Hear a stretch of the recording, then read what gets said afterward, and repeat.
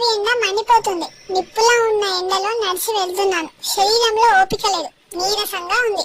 ఎక్కడా నీటి జడ కనిపించడం లేదు. తప్పిక తప్ప వేరే ఆలోచనే లేదు. దూరంగా ఒక ఊరు కనిపించింది. పచ్చని చెట్లు, ఇల్లు, మనుషులు చూడగానే ప్రాణం లేచి వచ్చింది. ఒక ఇంటి ముందు ఆగి దాహం అరిచాను. ఏ ఊరు మీది? దాహం కన్నా ముఖ్యమైనట్టు ఊరు గురించి ప్రశ్నించాడు. దాహం బాధతో ఊరు పేరు చెప్పబుద్ధి కాలేదు, మాట్లాడలేదు. ఆయన చెప్పకపోతే నీళ్లు పోయినట్లు అలాగే నిలబడ్డాడు.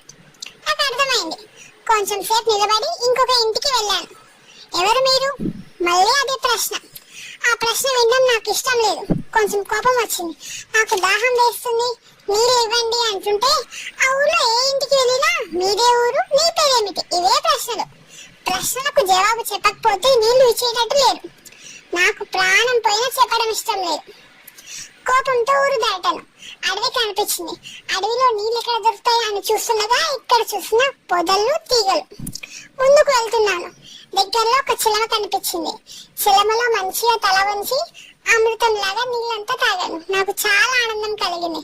అన్నిటికన్నా నాకు ఆనందం కలిగించిన విషయం ఏమిటంటే ఆ చిలమ నా ఊరేమిటి, పేరేమిటి అని ప్రశ్నించలేదు.